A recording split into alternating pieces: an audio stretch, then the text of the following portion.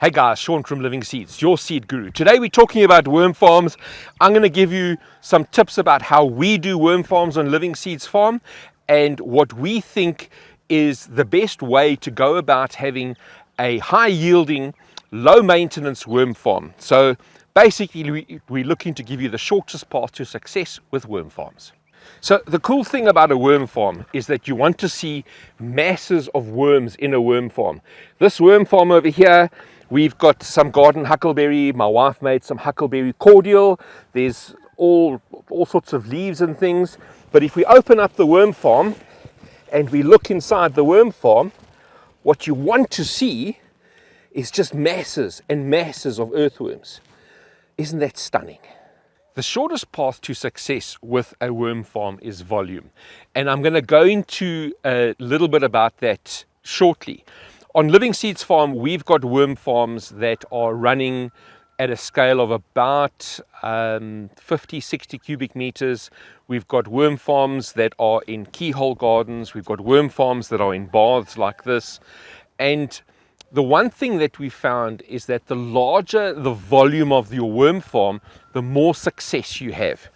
And it's a case of you can go and buy these little tub worm farms, which is 3 stackable tubs, and you can buy worm farms in a whole variety of designs. And as far as I'm concerned, for you to have success with a worm farm, you want to have the largest volume possible in your worm farm. The main reason for that is that if your worm farm is a bunch of little tubs, they heat up too quickly, they cool down too quickly, they get too moist too quickly, or they dry out too quickly. And it's a very difficult thing to actually manage your worm farm to ensure that you have constant success with your worm farm. The larger the volume that your worm farm is, it gives more space inside the worm farm for the worms to move to an environment in that worm farm where they are happy. And I think that is the most important thing. So it's a case of our 60 cubic meter worm farms, they're huge. And what we find is that we have an outside crust on the worm farm, and that outside crust on the worm farm is normally quite dry. There's very few worms inside that outside crust. But the deeper in that we go into that worm farm, the more dense the worms become packed.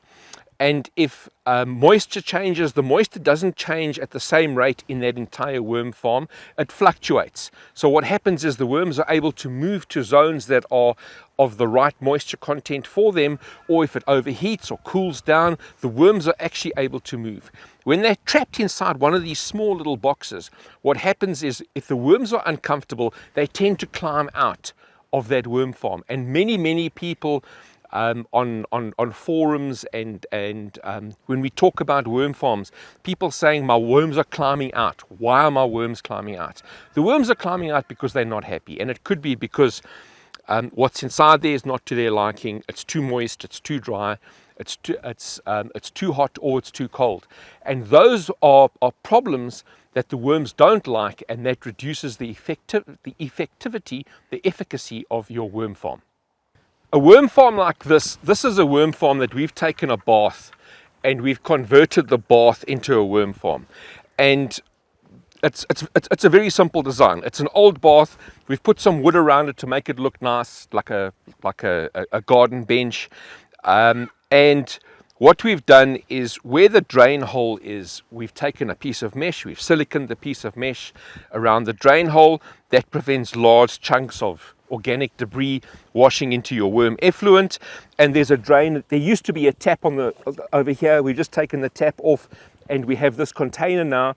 And what the container does is it just catches the constant drip of worm effluent that comes out of the worm farm. That worm effluent gets put into this barrel. We use that about twice a week. So twice a week we'll harvest out of this worm farm about 25-30 liters. It depends how much rain falls on here. We don't really water this one, but we'll harvest about 25 liters of worm effluent or worm leachate or worm weed, depending on what you want to call it, and that gets turned into our activated worm effluent. And there's a video about that. I'll put a link in the description below. So what goes into our worm farm? We put literally everything into our worm farm. There's a lot of people that say don't put meat in, don't put onions in, don't put citrus in, don't put lemons in. And you can see over here we put lemons in. We put a lot of lemons in. We enjoy our fish. We go through a lot of onion. There's a lot of onion inside here.